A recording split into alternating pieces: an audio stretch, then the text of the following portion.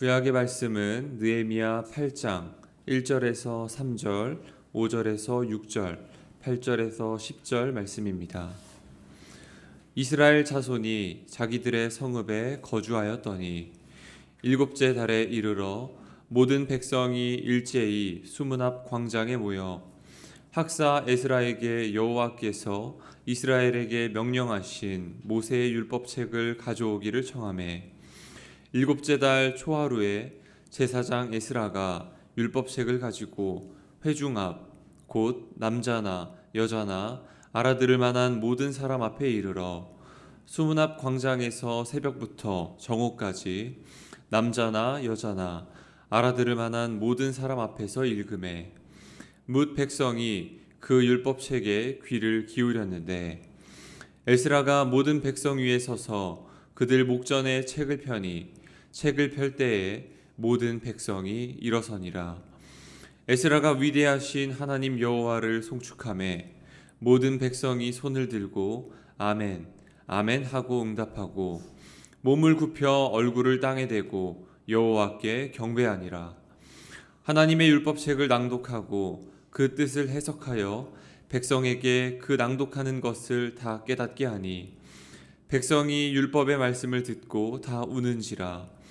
총독 느헤미야와 제사장 겸 학사 에스라와 백성을 가르치는 레위 사람들이 모든 백성에게 이르기를 오늘은 너희 하나님 여호와의 성일이니 슬퍼하지 말며 울지 말라 하고 느헤미야가 또 그들에게 이르기를 너희는 가서 살찐 것을 먹고 단 것을 마시되 준비하지 못한 자에게는 나누어 주라.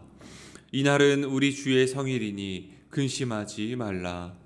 여호와로 인하여 기뻐하는 것이 너희의 힘이니라. 아멘. 서신서의 말씀은 고린도전서 12장 31절 상반절 말씀입니다. 너희는 더욱 큰 은사를 사모하라. 아멘.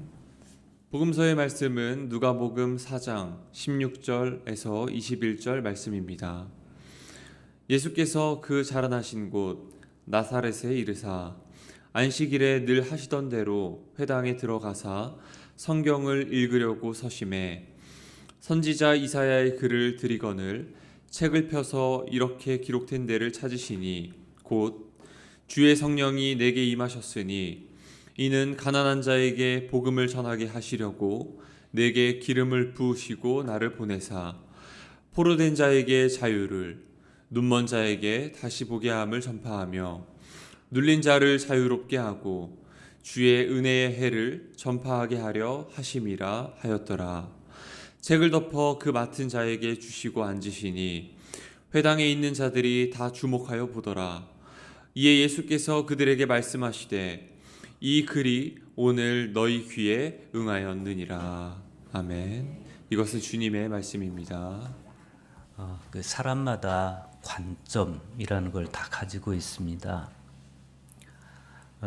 세상에서의 삶을 형성해가는 과정, 또 성장 과정에서 자기 의식 속에 나름의 관점을 다 형성하고 뿌리 내리게 되는데 이 관점의 틀은 자기 자신에 대한 이해 혹은 이웃에 대한 이해, 더 나아가서는 하나님에 대한 이해를 형성합니다.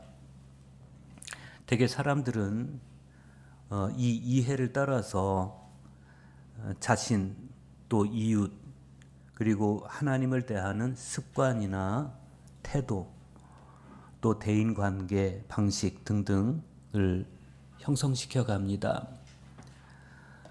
하지만 이런 관점의 틀은 종종 우리 자신의 감옥이 돼서 스스로를 속박할 때도 있습니다. 이 관점의 속박에서 우리를 해방시켜 주는 것이 그리스도인의 영적 생활 혹은 영성 생활이라면 그 영성을 형성시키는 것에 있어서 가장 중요한 역할을 하는 것이 말씀, 하나님의 말씀입니다. 이 말씀은 우리를 관점이라는 틀의 속박에서 해방시켜주고 뿐만 아니라 세 가지 기본 관계, 자신과의 관계, 그리고 이웃과의 관계, 그리고 하나님과의 관계를 건강하게 해줍니다. 뿐만 아니라 말씀은 우리의 거짓자의 구조를 깨뜨려서 그리스도 안에서의 참 자아를 갖도록 도와주기도 합니다. 말씀이 이렇게 우리를 관점의 속박에서 해방시킬 뿐만 아니라 자신과 이웃과 하나님과의 관계를 건강하게 형성하도록 하고 내 거짓 자아를 깨뜨려서 그리스도 안에서 참 자아를 갖추게 할 수 있는 것은 왜 그러냐? 우리 존재가 말씀의 산물이기 때문에 그렇습니다. 로버트 멀홀랜드는 자신의 책에서 사람을 하나님의 말씀이라고 했습니다. 모든 인간은 하나님이 말씀함으로써 존재하게 된 말씀이다. 그런 이 멀홀랜드의 고백에서 우리는 그의 믿음을 보게 됩니다. 이 멀홀랜드의 고백은 우리 그리스도인들이 왜 말씀 앞에 서야 되는지, 왜 말씀을 읽고 묵상하고 말씀을 붙들고 기도해야 되는지를 잘 보여줍니다. 그것은 말씀이 내 존재의 재질이기 때문이고, 따라서 우리 자신이 말씀 자체이고 말씀이 내 존재의 고향이기 때문에 그렇습니다. 누군가 여러분의 고향이 어디냐고 물으면 부산입니다.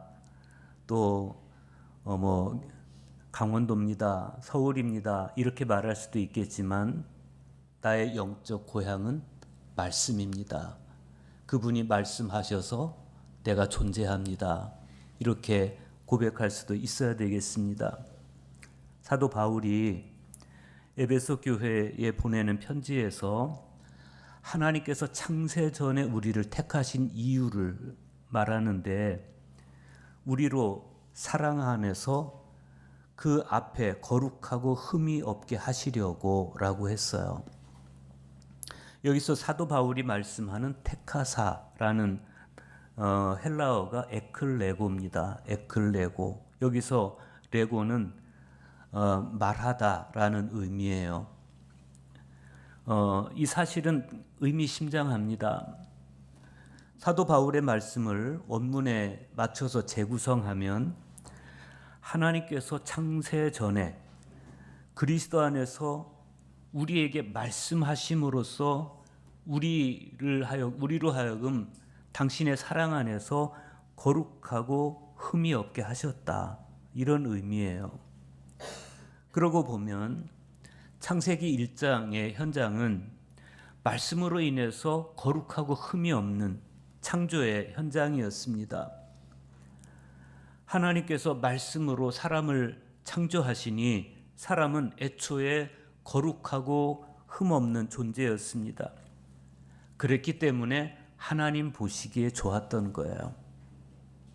타락하기 이전에 말씀으로 처음 창조되었을 때, 그때 왜 하나님이 사람을 보면서 그렇게 좋아하셨습니까? 거룩하고 흠이 없는 존재였기 때문에. 그 사실은 우리 실존의 함의를 깨뜨려 보게 합니다. 우리는 말씀을 떠나서는 애초부터 존재할 수 없었고, 지금도 말씀이 들려오는 자리에 서서 매일 매순간 말씀을 들어야만, 그리고 그 말씀을 통해서 새로이 빚어져야만 우리는 거룩하고 흠이 없는 존재로 살아갈 수 있습니다. 오늘 성서 일과가 우리에게 보여주는 것이 그런 거예요. 먼저 구약의 말씀은 학사 에스라가 유다 백성들을 수문학 광장으로 모이게 해서 모세의 율법을 읽어주는 장면입니다. 이때 백성들은 다 자리에서 일어나서 에스라가 낭독해주는 율법의 말씀을 경청했습니다. 에스라가 말씀을 낭독하고 그리고 그 말씀의 뜻을 깨닫게 해줄 때 백성들은 슬픔을 벗고 기쁨을 회복할 수가 있었습니다. 그 기쁨의 원천이 어디 있었겠어요? 말씀으로 지어졌고, 따라서 말씀 자체인 자신들이 비로소 말씀에 들려오는 자리에 서 있을 때, 그때 비로소 그들은 감격을 회복할 수 있었고 기쁨을 회복할 수가 있었습니다. 오늘 말씀을 좀 더 심층적으로 보겠습니다. 오늘 이 구약성경의 배경은 바벨론 포로 생활을 마치고 조국 예루살렘으로 귀환한 유다 백성들이 무너진 성벽을 재건하고 그 직후에 있었던 일을 소개하고 있습니다. 포로들은 BC 538년 페르시아의 왕 고레스가 조국 귀환을 허락한다 이 칙령을 발표한 후 그 이듬해인 BC 537년에 그때부터 세 차례에 걸쳐서 귀환을 이루게 됩니다. 제1차 귀환은 BC 537년 스룹바벨과 예수아의 인도로 이루어집니다. 두 번째 귀환은 BC 458년 에스라의 인도로 이루어지고 마지막 세 번째 귀환은 BC 444년 느헤미야의 인도로 이루어집니다. 오늘 말씀은 느헤미야에 의해서 이루어진 3차 귀환 이후의 이야기입니다. 이때 느헤미야는 예루살렘의 총독으로 부임을 하게 됩니다.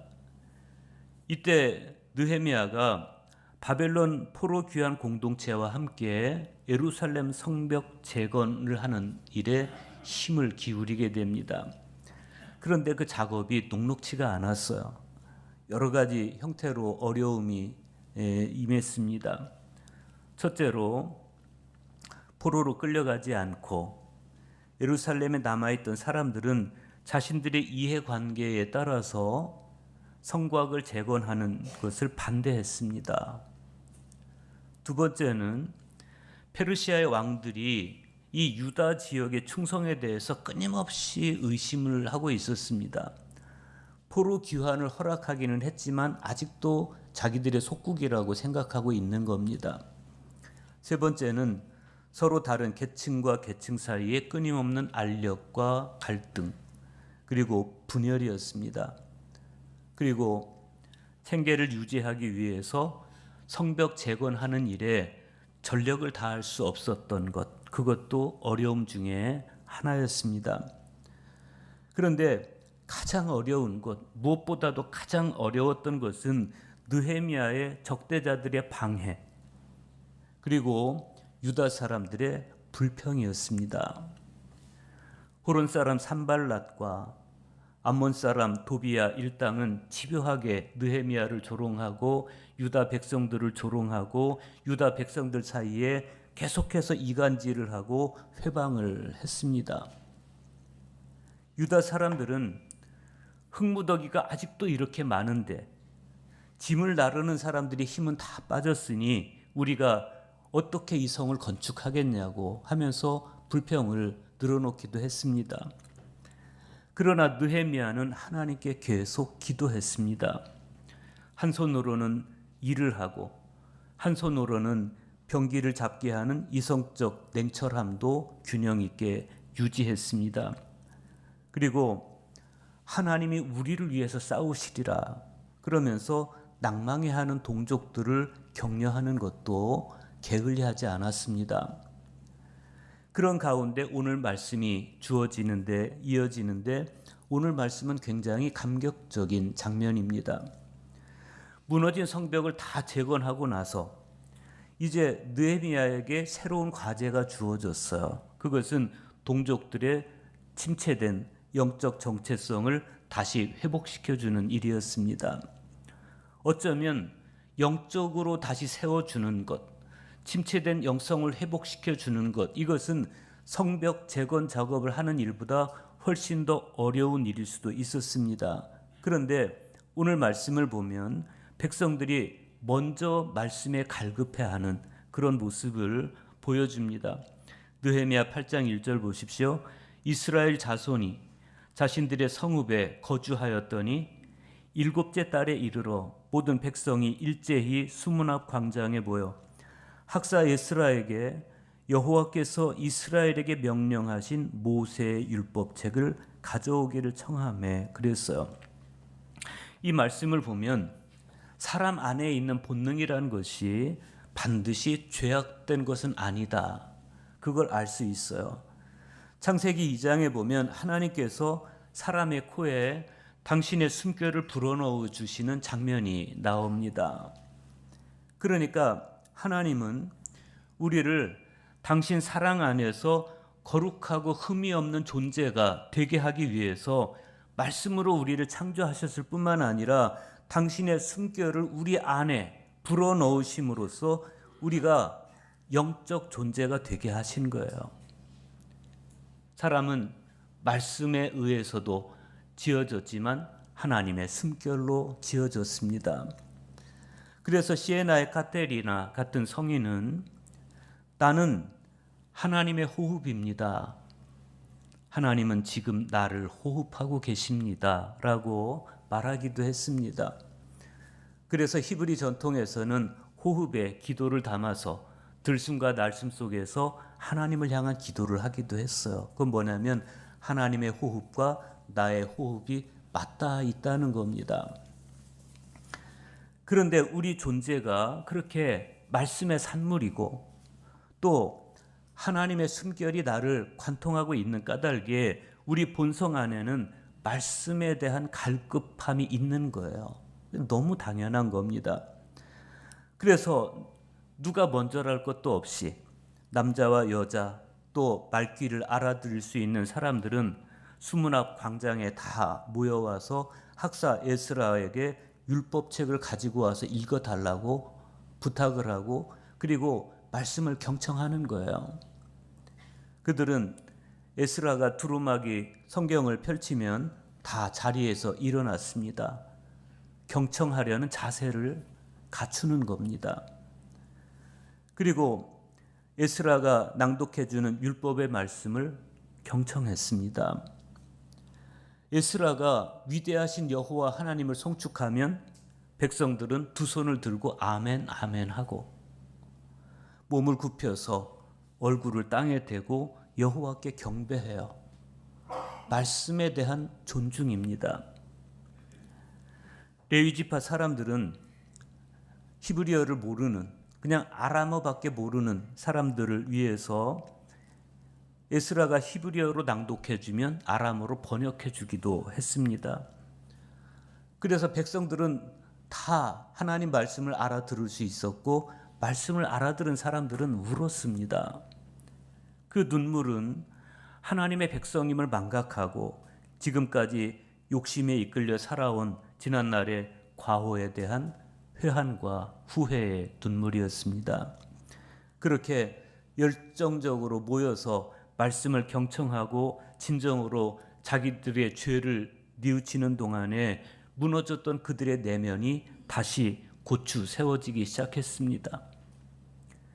예루살렘 성벽이 다시 세워지듯이 이들이 영적으로 다시 세워지는 장면입니다. 참으로 사람이 하나님의 말씀이고 모든 인간이 하나님이 말씀하셔서 존재하게 된 존재라면 말씀은 늘 우리 안에 육화되어 있어야 됩니다.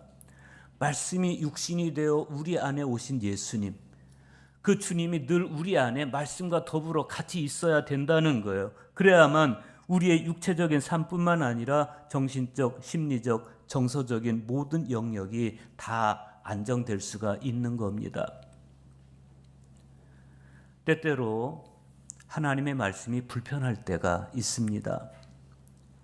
하나님의 말씀이 내 안에 끊임없이 새로운 쇄신을 요구할 때, 지금까지 나의 내면 세계와 다른 세상을 열어 보이시면서 우리를 영적으로 쇄신시키시고 그리고 다른 삶을 살 것을 요청할 때, 그 말씀이 나에게 부딪혀 할 때 우리는 그 말씀이 불편하기도 합니다. 그러나 우리가 정말 그리스도인이라면 우리는 그 불편함을 수용해야 됩니다. 그래야만 말씀이 나를 새롭게 할 수 있습니다. 말씀을 향해서 나를 열고 있어야만, 이파리가 햇빛을 향해 잎을 열고 있을 때 햇빛을 받아들여서 광합성 작용을 하듯이 말씀이 내 마음에 부딪혀 올 때, 말씀이 내 마음에 비춰올 때 그 말씀을 통해서 우리가 변화되는 거예요. 들려오는 말씀 앞에서 백성들이 눈물을 흘립니다. 그때 느헤미야와 에스라와 레위 사람들이 백성들을 타일러요. 오늘은 너희 하나님 여호와의 성일이니 슬퍼하지 말며 울지 말라. 이것은 값싼 위로가 아니에요. 슬픔을 넘어서 더 근원적인 기쁨을 바라봐라. 자기 안에 있는 어둠을 보는 자는 진정으로 슬퍼할 수밖에 없습니다. 에스라가 숨은 광장에서 말씀을 읽어주는데 그 율법의 말씀을 경청하는데 그 말씀이 계속해서 마음에 부딪혀 오는 거예요. 말씀 앞에 서서 보니 얼마나 내가 죄인인지가 보이는 겁니다. 그래서 자꾸 우는 거예요. 그러나 우리는 진정성 있게 이 슬픔을 감내해야 됩니다. 그래야만 비로소 참된 기쁨을 회복할 수가 있는 겁니다. 자기 안에 있는 어둠을 보는 자는 진정으로 슬퍼할 수밖에 없지만, 그러나 우리는 그 슬픔을 말씀을 통해서 이길 수밖에 없습니다. 역사와 사회 안에 드리운 어둠을 보는 자도 역시 슬퍼하게 되지만, 그러나 우리는 하나님의 말씀을 통해서 세상을 바라볼 수 있는 힘을 얻고 하나님의 말씀을 통해서 세상을 진단할 수 있어요. 그리고 말씀을 통해서 다시 이 세상이 밝아질 수 있는 길을 발견할 수 있습니다. 우리가 세상을 바라보면서 나의 죄 때문에 혹은 세상의 어두움 때문에 오는 그 정직한 슬픔을 우리가 외면하면 우리의 영혼은 계속해서 천박해질 수밖에 없고 우리는 스스로를 기만할 수밖에 없습니다.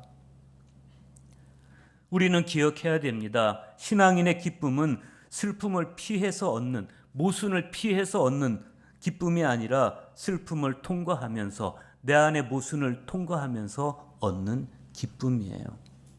극복하면서 마땅한 길에서 돌아서서 지금까지 헛된 것에 집착하고 사소한 이익에 시선을 빼앗긴 가련한 우리, 그런 우리를 포기하지 않으시고 찾아오시는 하나님, 그 하나님의 사랑을 진정으로 경험한 사람이 진정으로 기뻐할 수 있는 겁니다. 바로 그 기쁨을 느헤미야는 여호와로 인하여 기뻐하는 것, 이렇게 표현해요. 여호와로 인하여 기뻐하는 그 기쁨이 너희의 힘이라, 이렇게 말씀합니다. 그렇죠. 주님으로 인해서 기뻐하는 것이 우리의 힘입니다. 이 힘은, 주님으로 인해서 기뻐하는 이 힘은 외부로부터 오는 것이 아니라 하나님께서 우리 내면을 고추 세워 주실 때 회복되는 기쁨입니다. 오늘 복음서에서 예수님은 바로 그 기쁨과 내적 힘을 회복시켜 주시기 위해서 고향 사람들에게 이사야 선지자의 말씀을 읽어 주셔요. 40일간의 금식 기도를 마치고 고향으로 돌아와서 예수님께서 회당에 가셨습니다. 마침 그때가 안식일이었습니다.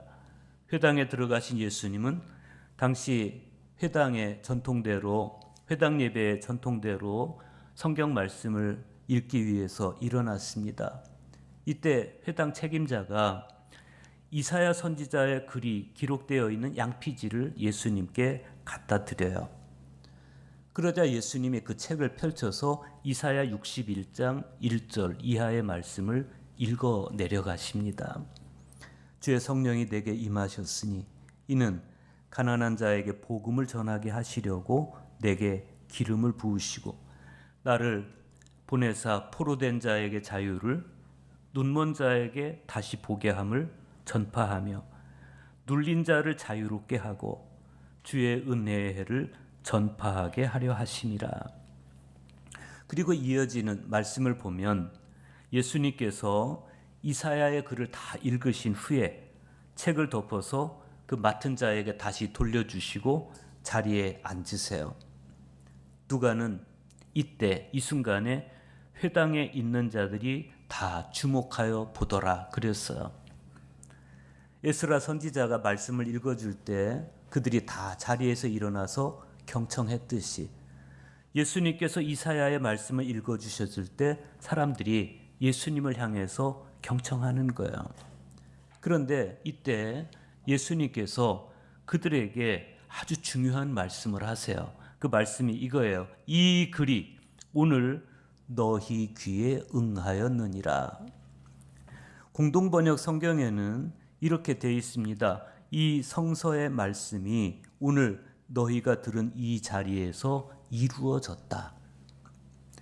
여기서 이 성서의 말씀이란 세상 변혁에 대한 이사야 선지자의 소명이자 꿈이었습니다. 그리고 구약 성경의 선지서에서 예언한 수많은 선지자들의 꿈이기도 했고 오늘 복음서에서 예수님께서 이사야 선지자의 이 책을 꺼내서 읽으시는 것을 보면 예수님의 꿈도 여기 있어요. 이사야 선지자의 꿈도 그리고 에레미야를 비롯해서 다른 선지자들의 꿈도 예수님의 꿈도 여기 있어요. 그 꿈이 뭐예요? 가난한 자에게 복음이 전해지는 것, 포로된 자에게 자유가 선포되는 것, 눈먼 자가 다시 볼 수 있게 되는 것, 억눌린 자가 자유를 회복하게 되는 것, 그리고 궁극적으로 주의 은혜의 해가 선포되는 것. 여기서 주의 은혜의 해는 희년을 가리킵니다. 희년은 안식년이 7번 지나고 그 다음 해, 즉 50년째 되는 해예요. 이 희년이 오면 50년 만에 희년이 오면 그동안 인간 사회에서 벌어졌던 모든 왜곡된 구조와 질서가 제자리를 잡게 됩니다. 희년이 오면 팔렸던 땅도 다시 주인에게 되돌려줍니다. 쌓인 빚을 갚기 위해서 땅을 판 사람도 희년이 밝아오면 그 땅을 다시 되돌려 받을 수 있었습니다. 희년이 오면 노예를 해방시켜 줍니다. 돈이 없어서 빚을 지고 그 빚 때문에 노예로 팔려갔던 사람도 50년이 지나면 다시 자유인으로 돌아올 수 있었습니다. 하나님은 그런 세상을 원하신 거예요. 그런데 주님께서 지금 그 꿈이 이루어졌다는 거예요. 그 말씀이 지금 너희들에게 이루어졌다고 주님은 말씀하십니다. 주님의 말씀을 제대로 알아들은 사람들은 전율을 일으켰을 것입니다. 이사야 선지자가 예언했던 성경 말씀이 우리가 그토록 갈망했던 성경 말씀이 그 갈망 때문에 마리아는 자기 어린 태를 내어줬었고 그 갈망 때문에 사가랴는 자기 자식을 내어줬고 그 갈망 때문에 시므온 노인은 자기 평생을 바쳐서 메시아를 기다렸는데 그 예언의 말씀이 지금 여러분에게 이루어졌습니다 라고 주님께서 선포하세요. 놀라운 선포 아닙니까? 느헤미야 8장의 율법 낭독이 포로 생활에서 돌아온 유다 백성들을 위한 말씀이었다면, 그래서 그들의 회복의 시작이었다면 누가복음 4장에서 예수님께서 낭독해 주신 이 예언서의 말씀은 죄의 포로에서 풀려난 성도들의 회복의 시작입니다. 그 사실이 우리에게 주시는 메시지는 간명합니다. 오직 말씀만이 우리를 새롭게 할 수 있다. 우리는 말씀으로 만들어졌기 때문에, 말씀이 내 존재의 재질이고 우리 자신이 말씀 자체이기 때문에, 말씀이 내 존재의 고향이기 때문에, 그래서 우리는 2000년 전 나사렛 사람들처럼 주목해서 예수님을 바라봐야 됩니다. 이 말씀이 오늘 너희에게 이루어졌다. 이 말씀을 들어야 됩니다. 그리고 아멘 할 수 있어야 됩니다. 성경 말씀이 내 귀에 들려오는 것, 성경 말씀이 내 가슴에 응해지는 것, 모든 희망은, 모든 기쁨은 거기에서부터 시작이 되는 겁니다. 말씀이 들려올 때 아멘 할 수 있고 들려온 말씀에 순종하는 삶을 살아갈 때 비로소 우리는 참되고 진정한 웃음을 회복할 수 있어요. 그리고 주님이 꿈꾸신 그 세상을 만들어 갈 수 있습니다. 그래서 오늘 서신서에서 사도 바울은 이렇게 말씀합니다. 너희는 더욱 큰 은사를 사모하라. 그리스도인으로서 우리의 참된 변화는 은사 중에 가장 큰 은사, 말씀을 읽는 것, 말씀을 경청하고 내면화하고 말씀을 통해 변화되는, 그리고 말씀을 읽을 때 내게 임하시는 성령을 통해서만 가능한 것입니다. 나의 언어가 세속적 가치관에 의해서 형성되면 나는 세속적 가치관을 표현하는 쪽으로 발휘되겠지만, 나의 언어가 내 안에 성육신하신 그리스도의 말씀 안에서 형성이 된다면, 그리스도의 형상 안에서 온전함을 향해서 나아가게 하는 동력이 되어줄 것입니다. 그러려면 우리는 더욱 큰 은사, 즉 말씀을 사모해야 됩니다. 그리고 성령께서 우리 안에 오시기를, 그분이 나의 내면을 쇄신시켜 주시기를 소망해야 됩니다. 무엇보다도 하나님 말씀에 귀 기울이는 것을 가장 중요하게 여겨야 됩니다. 말씀이 들려올 때 마음으로 반응하고 영으로 응답해야 됩니다. 그러려면 말씀을 그냥 읽는 것만 가지고는 부족합니다.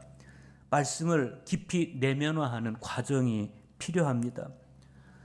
정보 습득을 위한 독서는 그냥 읽기만 하면 됩니다. 그러나 영성 형성을 위한 독서는 지금 나에게 말씀하시는 그분의 심정에 공감할 수 있어야 됩니다. 공감은 가슴으로 하는 거예요. 렉시오 디비나의 4단계 영적 사다리의 귀고 2세가 제루바시오 수사에게 보낸 편지에서 아주 의미 있는 말을 합니다. 우리 교회에서 하는 렉시오 디비나 영적 4단계에 관한 이야기인데, 독서, 묵상, 기도, 관상. 독서는 입에 음식을 넣는 것이요, 묵상은 그것을 깨물어 씹는 것이요, 기도는 그것의 맛을 추출하는 것이요, 관상은 기운을 주고 즐겁게 해주는 단맛입니다 라고 말합니다. 말씀이 들려오는 자리를 소중하게 여기고, 들려오는 말씀에 마음으로 반응하고 영으로 화답하며 자신을 관점의 속박에서 해방시킬 뿐만 아니라 자신과 이웃과 하나님과의 관계를 건강하게 하고 말씀 자체인 우리 자신을 아름답게 하는 여러분 되시기를 간절히 축복합니다.